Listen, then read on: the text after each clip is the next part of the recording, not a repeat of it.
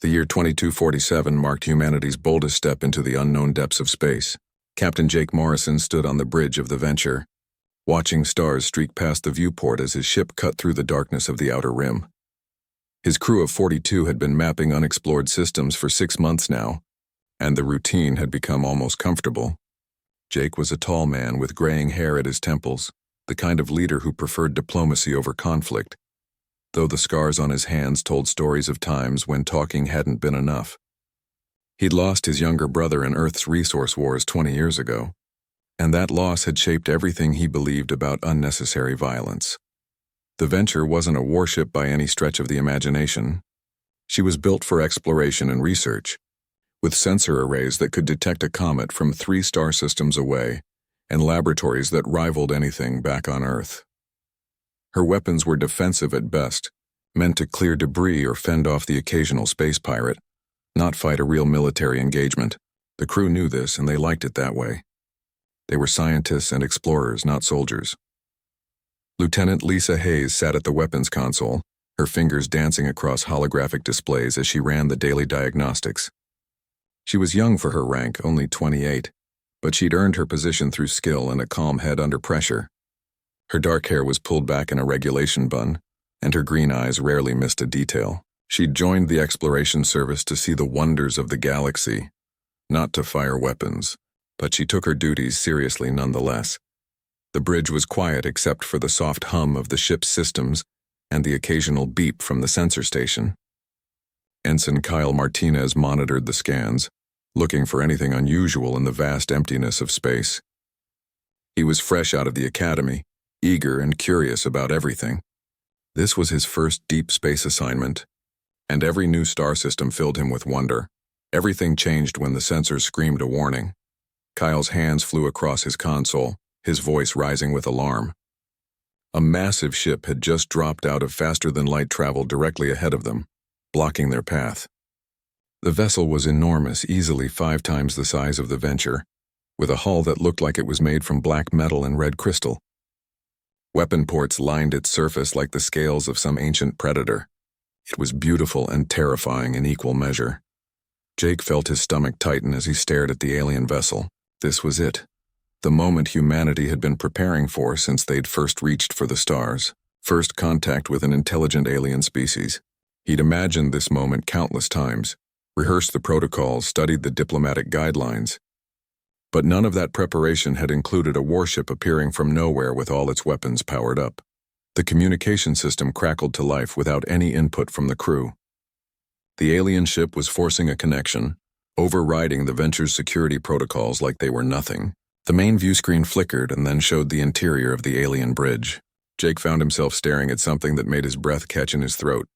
The creature on the screen stood at least 8 feet tall, with a body covered in chitinous armor that gleamed like polished obsidian.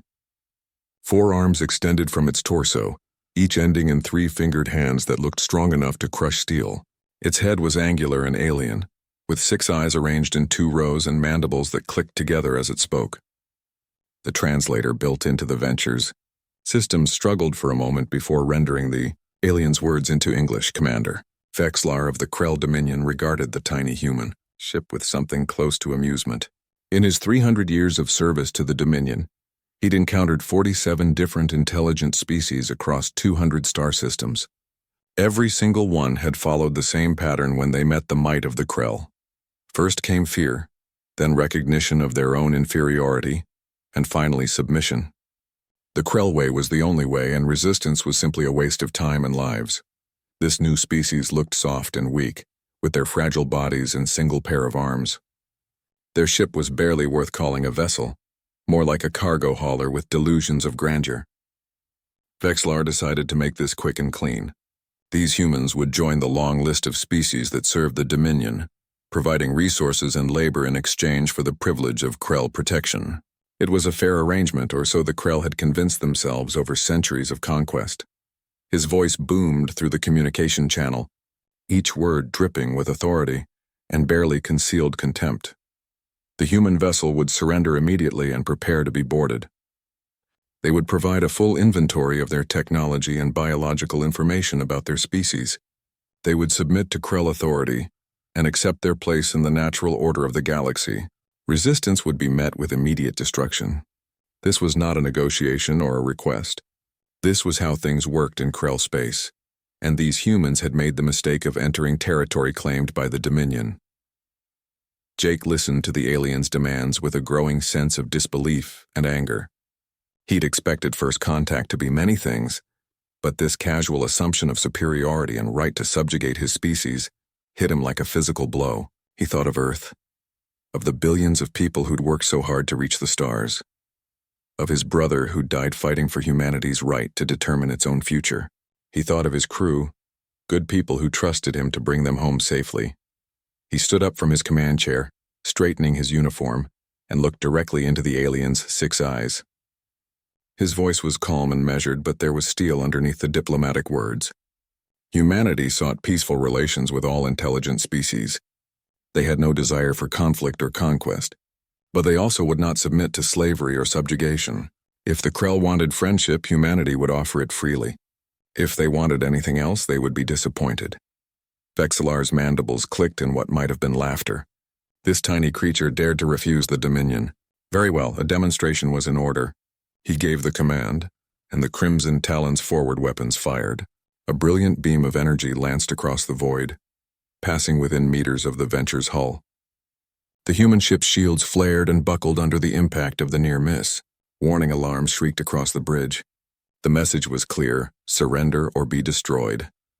What happened next would echo across the galaxy for years to come. Jake's jaw clenched, and he made a decision that would change everything. He looked at Lisa, who was already watching him, her hands hovering over the weapon's controls. He gave a single nod. She didn't hesitate, her training taking over as her fingers flew across the interface. The Venture might not be a warship, but she had teeth. The exploration vessel's railgun spun to life, accelerating magnetic projectiles to a fraction of light speed. Lisa had studied the alien ship during the brief conversation, identifying weak points in vulnerable systems. She wasn't trying to destroy the massive vessel. That would be impossible with their limited weapons.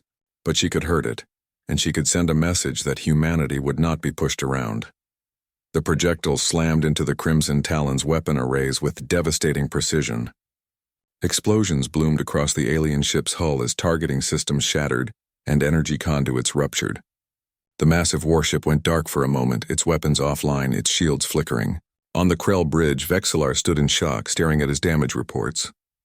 The impossible had just happened.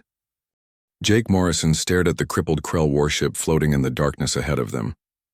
The Crimson Talon's weapons were offline, its shields flickering weakly like a dying heartbeat. He could finish this right now, pour everything the Venture had into that vulnerable hull and maybe destroy the massive ship. But that wasn't who he was, and it wasn't who humanity should be when meeting the galaxy for the first time. He opened a communication channel again, his voice steady and clear. Humanity wanted peace, he repeated, but they would defend themselves if necessary. The Venture didn't want to destroy the Krell ship, so they were leaving. He hoped the commander would reconsider his approach to first contact in the future. Lisa Hayes kept her finger near the firing controls, watching the alien vessel carefully for any sign of renewed aggression. The rest of the bridge crew held their breath, waiting to see what would happen next. Kyle Martinez had already calculated 3 different escape routes, his hands ready to engage the faster-than-light drive at a moment's notice. The tension on the bridge was thick enough to cut with a knife. Vexillar watched in stunned silence as the human ship simply turned and accelerated away. They didn't press their advantage, didn't demand his surrender, didn't even gloat about their victory. They just left as if the Crimson Talon wasn't worth their time or attention. For a Krell warrior who had spent 3 centuries proving his dominance, this was worse than defeat. This was dismissal, and it burned in his chest like molten metal. He immediately sent a priority transmission to the Dominion Council on the Krell homeworld. These humans had committed an unforgivable act, and they would pay for their insult with their entire civilization. The Venture jumped to faster-than-light speed, and the crew finally allowed themselves to breathe. Jake slumped back into his command chair, feeling the weight of what had just happened. They'd survived first contact, but at what cost? He ordered Kyle to set a course back to New Terra, the closest human colony. Earth needed to know about this immediately, and the Venture needed to warn everyone about what was coming. The journey back took 3 days, and those days felt like an eternity. News of the encounter had already reached Earth through automated relay beacons, and by the time the Venture arrived at New Terra, the entire colony was buzzing with tension and fear. Jake met with Colony Director Sam Walsh, a grizzled veteran who'd helped establish the settlement 5 years ago. Sam was in his 50s with weathered skin and sharp eyes that had seen too much hardship. He listened to Jake's full report without interruption, his expression growing darker with each detail. Sam asked the question that everyone was thinking. Would the aliens come here? Would they attack New Terra? Jake couldn't lie to him. Based on the Krell commander's reaction, an attack was almost certain. Sam nodded slowly, then made a decision that Jake both respected and feared. New Terra wouldn't evacuate, not completely. Some people would leave, especially the children and those who couldn't fight.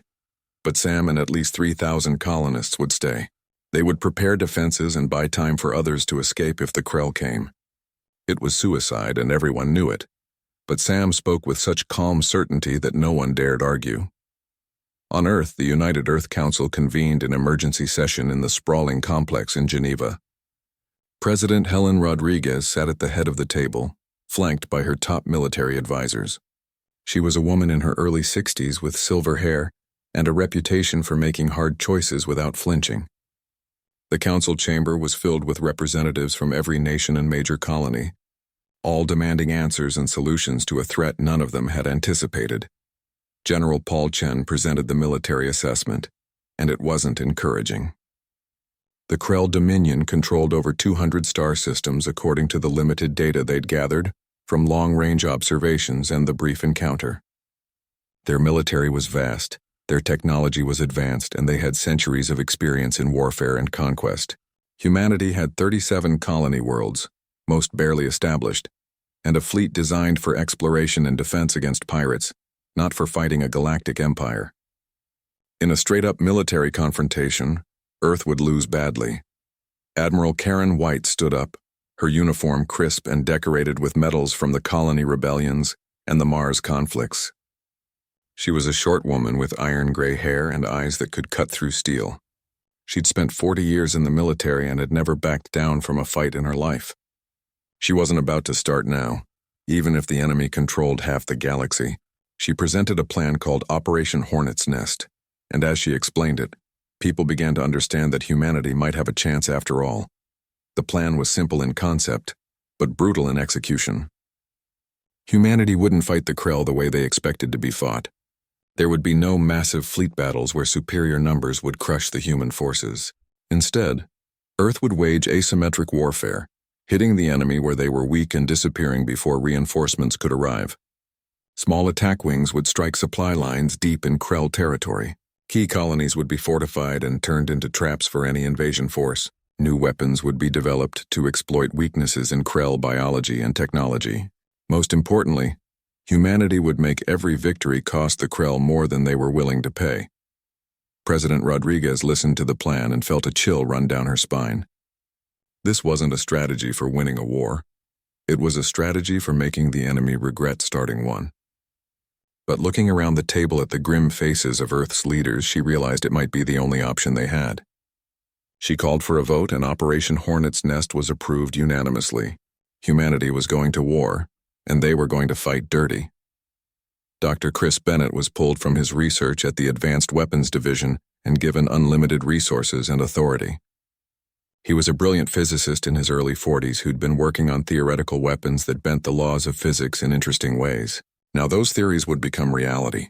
His team began working around the clock on something they called the Hammer, a kinetic weapon that used relativistic physics to deliver devastating force without radiation or fallout. If it worked, it would give humanity a weapon the Krell had never seen before. Back on New Terra, Sam Walsh organized the defense with military precision. The colonists stripped mining equipment to build railguns, repurposed industrial explosives into proximity mines, and turned every building into a potential fortress.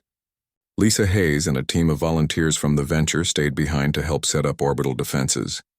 Jake wanted to stay too, but Sam convinced him that he was needed elsewhere.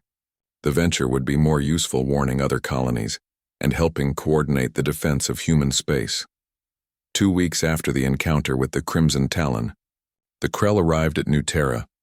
Vexlar commanded a fleet of 20 warships, more than enough to crush a single colony. He'd been promoted for his encounter with humanity, though the circumstances of that promotion were carefully omitted from official records.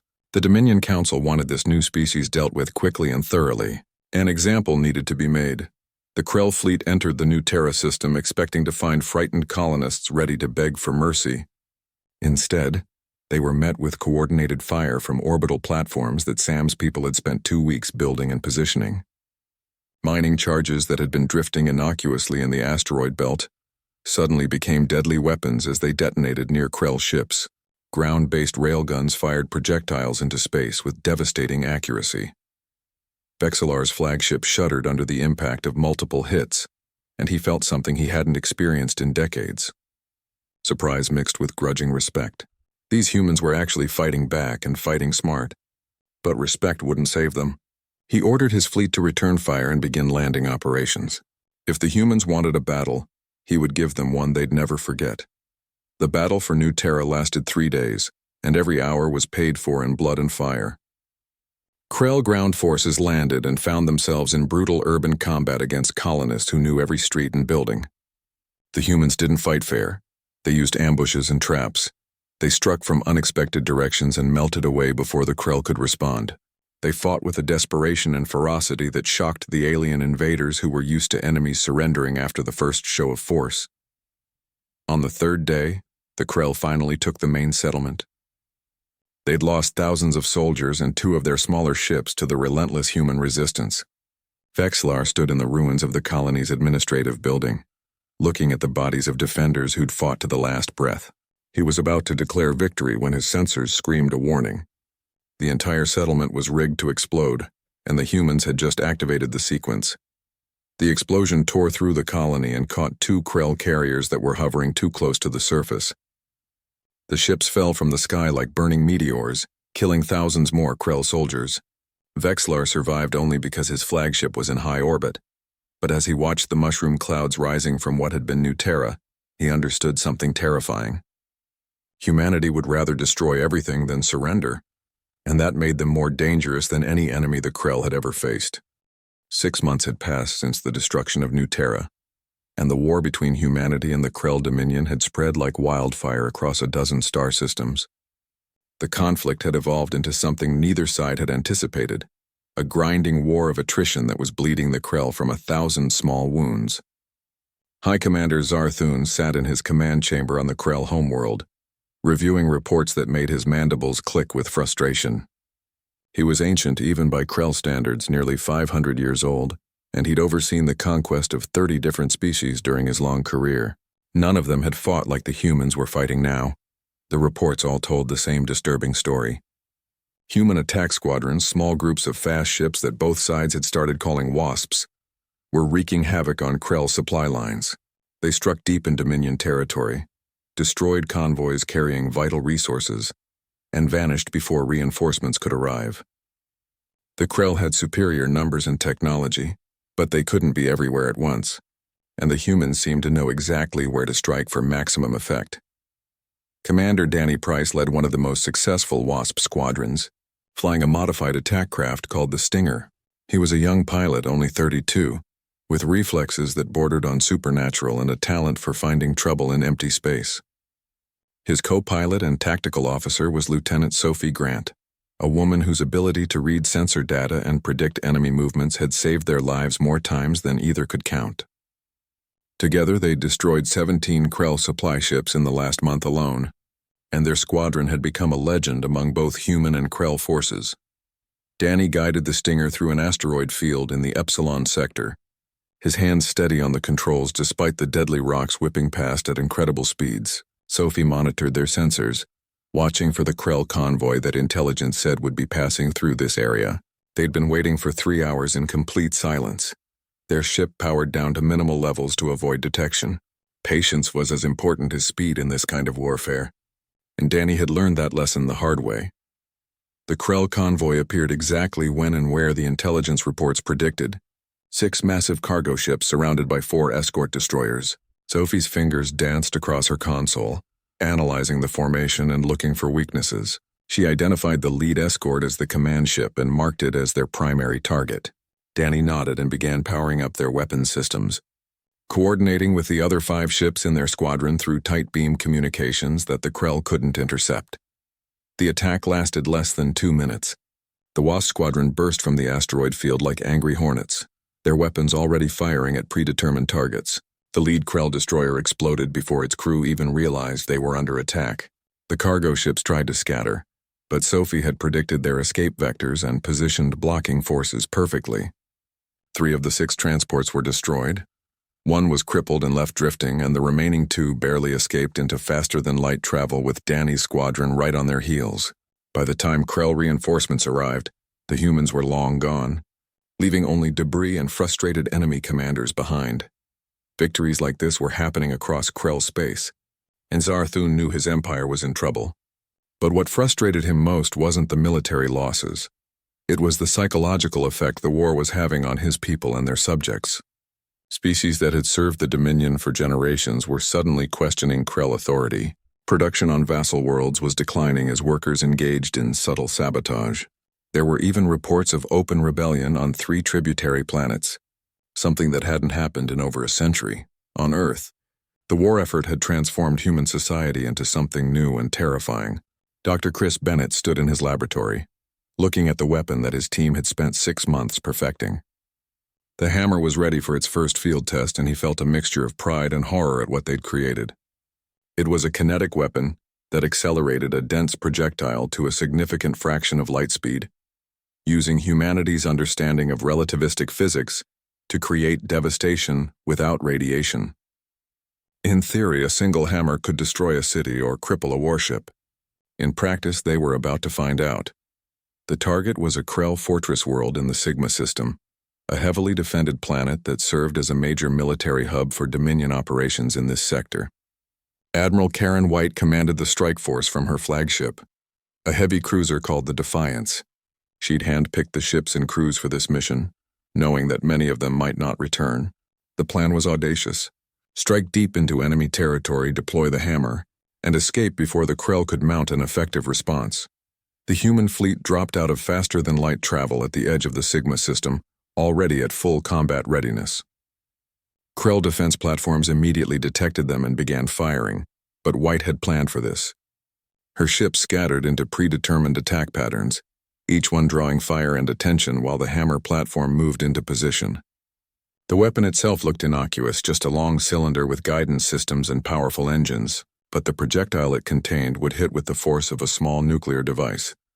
The hammer launched with barely a whisper, accelerating smoothly as its engines burned. Krell sensors detected it too late, and their defensive fire couldn't track something moving so fast. The projectile struck the main military complex on the fortress world with catastrophic results. The impact released energy that vaporized everything within a 5-kilometer radius and sent shockwaves that destroyed structures for dozens of kilometers beyond that. Thousands of Krell military personnel died in an instant, and the fortress world's defenses were crippled. White ordered an immediate retreat, and her fleet jumped away before the stunned Krell could organize a pursuit. The mission was a complete success, but as she reviewed the damage reports later, she felt no joy in the victory. War was war and people died, but the scale of destruction the hammer could inflict troubled her. She knew humanity needed every advantage they could get, but she also knew that weapons like this changed something fundamental about how wars were fought. News of the hammer spread quickly through both human and Krell space. For humanity, it was proof that they could strike back at the Dominion with real force. For the Krell, it was a terrifying demonstration that these upstart humans possessed weapons and knowledge that could threaten even their most secure installations. Zarthun called an emergency meeting of his war council and ordered increased security on all major Krell worlds. The humans were proving to be far more dangerous than anyone had predicted. The pivotal moment of the war came in the Arcturus system, where a vital human manufacturing colony produced much of the equipment, keeping Earth's military operational. The Krell knew how important this colony was, and they sent a massive fleet to destroy it. War Master Kexnor commanded the invasion force, and he was one of the Dominion's most decorated officers. He'd conquered 12 worlds during his career, and never once failed to achieve his objectives. He brought 300 warships to Arcturus, 3 times the number of defenders, confident that sheer overwhelming force would finally break human resistance. Admiral White commanded the defense, and she'd spent weeks preparing for this battle. She knew she couldn't win in a straight fight, so she wouldn't fight straight. The Arcturus system contained a massive asteroid field, and White had spent those weeks turning it into a death trap. Her engineers had positioned railgun platforms throughout the field, hidden among the rocks and powered down to avoid detection. Her ships were equipped with new stealth technology that made them hard to track among all the asteroids. She'd studied ancient Earth naval battles, particularly ones where smaller forces defeated larger ones through clever use of terrain and tactics. Kexnor's fleet entered the system in a standard Krell formation, expecting the humans to either retreat or mass their forces for a desperate last stand. Instead, the human ships scattered into the asteroid field, and suddenly the Krell found themselves fighting a nightmare battle. The asteroids prevented them from using their numerical advantage, forcing ship-to-ship encounters where the smaller, more maneuverable human vessels had the edge. Hidden railgun platforms opened fire from unexpected angles, their projectiles tearing through Krell shields and hulls. The battle turned into a confused melee where Krell commanders couldn't coordinate effectively and their superior technology couldn't overcome the tactical disadvantage. The fighting lasted 18 brutal hours. Kexnor watched in growing horror as his fleet was torn apart piece by piece. His carefully planned invasion turned into a disaster as human ships darted between asteroids like sharks in bloody water. When one of his battlecruisers exploded after a sustained railgun barrage, taking 2 other ships with it in the blast, Kexnor finally accepted the unthinkable. He was going to lose this battle. He ordered a full retreat, abandoning damaged ships and fleeing the system with less than half his original force. Admiral White watched the Krell fleet jump away and allowed herself a moment of exhausted satisfaction.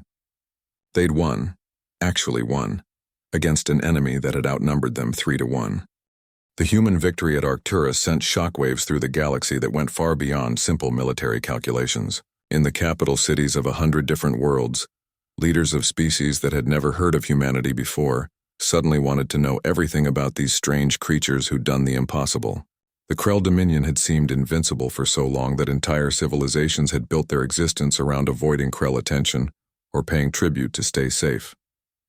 Now that illusion of invincibility was shattered, and the cracks were spreading fast. Ambassador Lyra arrived at Earth 3 weeks after the battle, representing something called the Accordance, a loose federation of 12 peaceful species that had been paying tribute to the Krell for over 300 years. She was a graceful being from a species that looked almost like tall, slender humans except for the silver skin and large eyes that could see into the ultraviolet spectrum.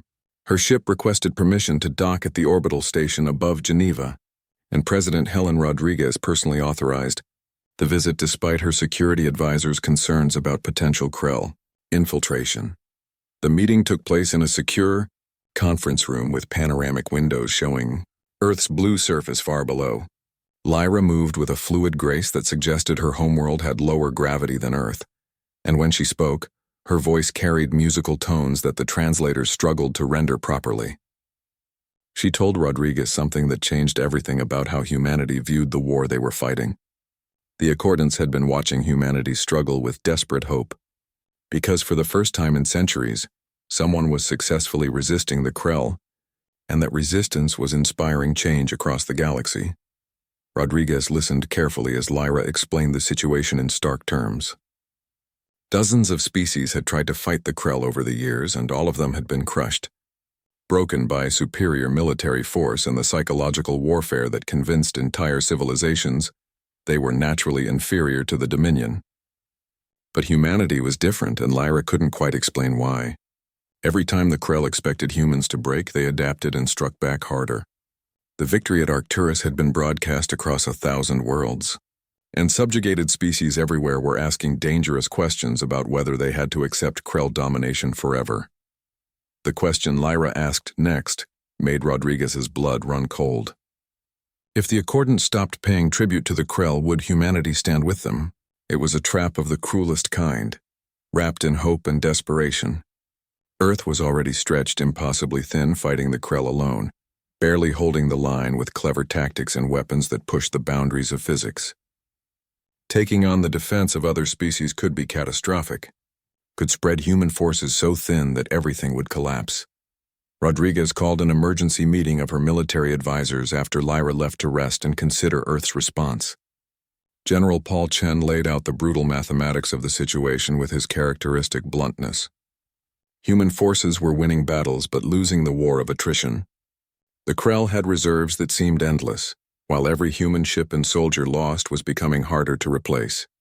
If humanity took on additional defensive commitments, it could accelerate their eventual defeat. But Chen also presented the other side of the calculation, and it was this argument that ultimately swayed the room. If other species rebelled against the Krell, it would force the Dominion to fight on multiple fronts simultaneously. The Krell military machine was powerful but not infinite, and dividing their attention and resources could be humanity's only real path to victory. More than that, Chen argued, humanity needed to show the galaxy what they stood for beyond simple survival. If Earth only cared about saving itself, then they were no better than the Krell, just another species looking out for their own interests. But if they stood up for others who couldn't defend themselves, that would mean something larger than any single battle. Rodriguez made her decision, and the next day she met with Lyra again to deliver Earth's answer. Humanity would stand with any species that chose to resist Krell tyranny, though she was honest about the limitations of what Earth could provide. They couldn't defend every world or fight every battle, but they would share their tactics, their weapons technology, and most importantly, they would show the galaxy that resistance was possible. Lyra's large eyes glistened with what might have been tears as she accepted Earth's commitment and promised that the Accordants would do everything in their power to support the fight. Meanwhile, on the Krell homeworld, High Commander Zarthun faced the greatest crisis of his long career. The defeat at Arcturus had been bad enough, but the ripple effects were threatening to tear the Dominion apart from within. Production quotas on tributary worlds were being missed by wider margins each month, as workers engaged in coordinated slowdowns and sabotage. 3 vassal species had openly rebelled, refusing to send resources or soldiers to support Krell military operations. Most alarming of all, there was dissent within the Krell military itself. Whispers that perhaps the old ways of conquest and domination weren't working anymore. Zarthun proposed a final solution to his war council, a massive fleet of 500 warships that would strike directly at Earth, bypassing all the defensive positions and colonies that had slowed previous campaigns. If they could destroy humanity's homeworld, the war would end instantly. The humans would lose their center of government, their major industrial capacity, and most importantly, their spirit would finally break. His generals supported the plan enthusiastically, eager to prove that Krell might was still supreme and that the defeat at Arcturus was merely a temporary setback. But not everyone in the Krell military agreed with this assessment. Tekvar was a young officer who'd been captured during the battle at Arcturus and spent 2 months in a human prisoner of war camp before being repatriated in an exchange. The experience had shaken everything he'd been taught about the natural order of the galaxy. The humans had treated him with dignity and respect even though he was their enemy. They'd provided medical care for his injuries, adequate food, and even allowed him to communicate with his family back on the homeworld. Lieutenant Ryan Foster, who ran the POW facility, had treated Tekvar not as a conquered inferior, but as a fellow soldier who happened to be on the opposite side. Tekvar had also observed how humans interacted with each other, and it was profoundly different from Krell culture. They questioned their orders, debated tactics and strategy openly, and seemed to value individual initiative over rigid hierarchy. Officers asked for input from lower ranks, and good ideas were implemented regardless of who suggested them. It was chaotic and inefficient by Krell standards, but it also meant that humans could adapt and innovate faster than any species Tekvar had ever seen. Now back among his own people, Tekvar spoke quietly with other junior officers who'd had similar experiences, or who'd simply started questioning whether endless conquest was truly the path to greatness. These conversations were dangerous, bordering on treason, but they were happening with increasing frequency in the lower ranks of the Krell military. If the old guard wanted to destroy Earth, these younger Krell were beginning to wonder if perhaps the Dominion should instead learn from humanity rather than trying to crush them. Jake Morrison received his promotion to Commodore and was given command of a battle group consisting of 20 ships including the Venture, now refitted as a stealth carrier with improved weapons and defensive systems. Intelligence had intercepted Krell communications about the planned assault on Earth, and Morrison volunteered to lead a desperate counterattack that would strike at the heart of the Dominion while their main fleet was away. It was the same strategy that had worked at Arcturus, using the enemy's strength against them by forcing them to choose between defending their own territory or continuing their attack. The mission was given a simple designation, Operation Boomerang, because the goal was to make the Krell fleet turn around and come back home. Morrison knew the odds were terrible, 20 ships against whatever defenses the Krell homeworld could muster, but every volunteer stepped forward without hesitation when he explained the plan. Lisa Hayes, now a lieutenant commander, would serve as his tactical officer. Kyle Martinez, who'd survived the original encounter with the Crimson Talon and grown into a skilled navigator, would plot their approach through Krell space. The crew of the venture had become legends in the human fleet, and dozens of experienced officers requested transfers just for the chance to serve under Morrison's command. As Morrison's battle group prepared to depart on their suicide mission, he recorded a message to be delivered to Earth if they didn't return.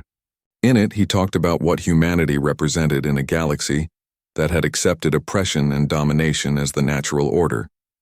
He spoke about his brother, who died fighting for the principle that people should be free to determine their own destiny. He expressed hope that even if this mission failed, humanity would continue to fight and inspire others to stand up for themselves. The recording was sealed and filed away, though Morrison had no intention of letting anyone actually hear it.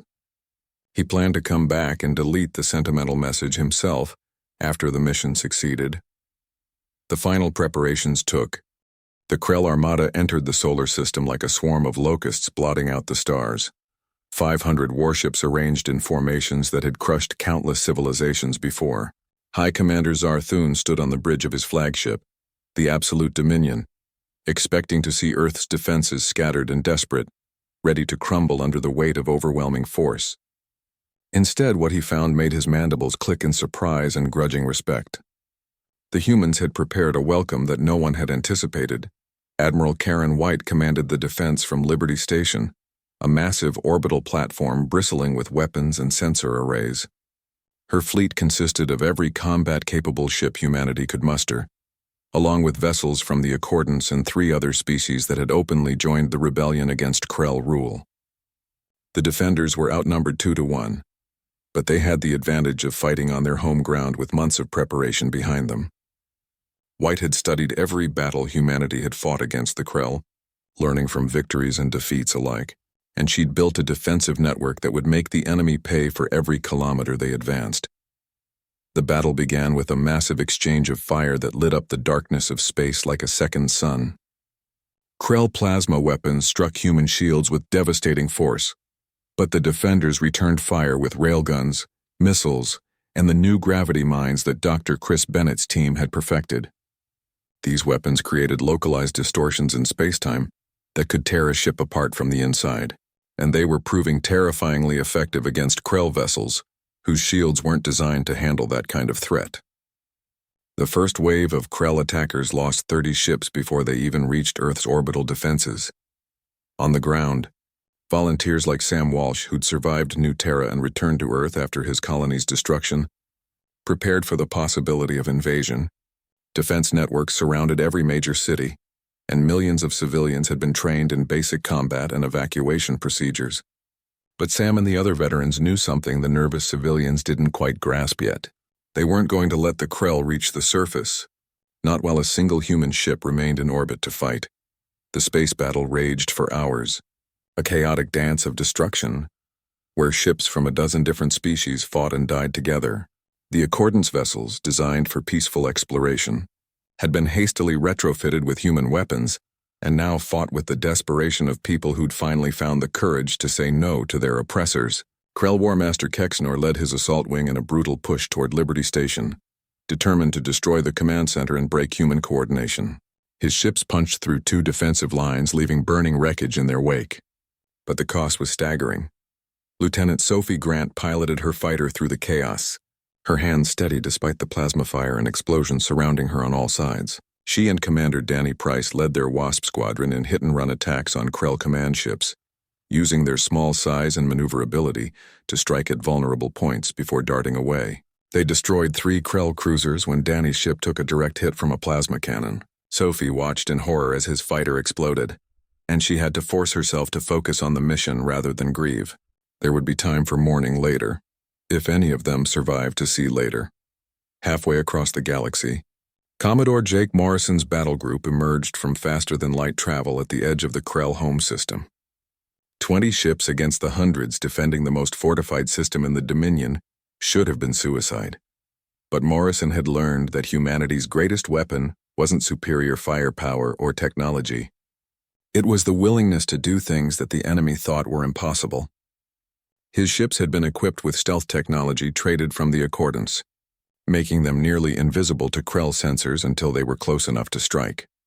Lisa Hayes coordinated the approach from the Venture's tactical station, plotting vectors that would take them through the system's dense debris fields and past patrol routes with minimal chance of detection.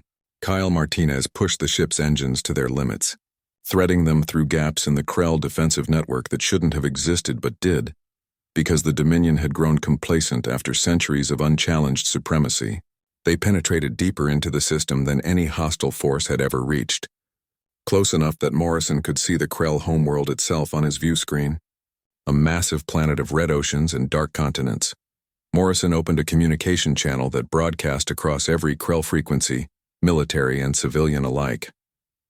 His voice was calm and measured as he explained something that High Commander Zarthun needed to understand. Humanity didn't want to destroy the Krell homeworld or conquer their people. They didn't want to subjugate the Dominion or force them to serve human interests. All humanity wanted was to be left alone to chart their own course among the stars, to live free and help others do the same. But if the Krell continued this war, humanity would keep fighting, keep adapting, and keep making every victory cost more than the Dominion was willing to pay. The message wasn't a threat from a desperate species. It was a statement of fact from people who'd discovered their own strength through adversity. Morrison's ships didn't fire on the Krell homeworld, didn't launch weapons or issue ultimatums. They simply sat there in orbit, demonstrating that they could reach the heart of the Dominion whenever they chose to, and then they waited for Zarthun's response. Back at Earth, the battle reached a critical moment when Kexanor's assault wing finally reached Liberty Station. The Krell commander had lost 2/3 of his ships getting there, but he was determined to destroy the human command center and salvage something from this disastrous campaign. His flagship opened fire on the station with every weapon it possessed, and Admiral White felt the structure shudder under the bombardment. She gave orders for non-essential personnel to evacuate while she stayed at her post, coordinating the defense even as sections of the station decompressed and systems failed around her. Then something unexpected happened that would become one of the most famous moments in human military history. Ships from 3 different Accordance species that had been designated as support vessels suddenly accelerated toward Kexnor's flagship and interposed themselves between the Krell warship and Liberty Station. They were sacrificing themselves to save the human command center, and their gesture broke something in Kexnor's certainty about the natural order of the galaxy. These species had served the Krell for generations, and now they were dying to protect humanity, because the humans had shown them that resistance was possible, and freedom was worth any cost. High Commander Zarthun received Morrison's message aboard his flagship just as reports flooded in about the deteriorating situation at Earth. His fleet was bleeding badly against unexpected resistance. Multiple vassal species were in open rebellion across the Dominion, and now human ships sat in orbit above his homeworld, demonstrating that nowhere was truly safe anymore. But what finally broke through his centuries of certainty was a communication from the Krell homeworld itself. Tekfur and dozens of other young officers had staged a coup, not violent but ideological, confronting the old guard about whether endless conquest was truly making the Krell great or simply making them feared and alone. Zarthun made a decision that would have been unthinkable a year ago. He recalled his fleet from Earth and opened a direct communication channel with President Helen Rodriguez. The conversation that followed was tense and difficult, 2 leaders who'd been enemies trying to find a path towards something other than mutual destruction. Zarthun admitted something that cost him dearly, that humanity's resistance had revealed fractures in Krell society that would destroy the Dominion from within if they continued fighting. He proposed not a Krell victory or surrender, but a genuine ceasefire between equals. Rodriguez listened and then consulted with her advisors, including Admiral White, who was still coordinating damage control on Liberty Station. The consensus was unanimous. Earth would accept a ceasefire if it included recognition of human sovereignty and the release of vassal species who wished to be free. Zarthun agreed to terms that would have been unthinkable before this war, and the galaxy watched in amazement as two species that had been locked in deadly combat chose peace instead of fighting to the bitter end. The transformation didn't happen overnight, and there were hardliners on both sides who resisted the changes, but slowly, painfully, the Krell Dominion began to evolve. Some vassal species were released completely, while others negotiated actual treaties as partners rather than subjects. The accordance flourished as a true federation of equals. Humanity took its place as a recognized power in galactic politics, not through conquest but through having survived and changed the galaxy's understanding of what was possible. 5 years after the war ended, Jake Morrison stood at a memorial on New Terra, rebuilt on the ashes of the original colony. 3,000 names were carved into black stone, honoring those who'd made the first stand against Krell aggression and bought time for humanity to prepare. Morrison wasn't alone at the memorial. Tekvar stood beside him, now serving as an ambassador from what was being called the Krell,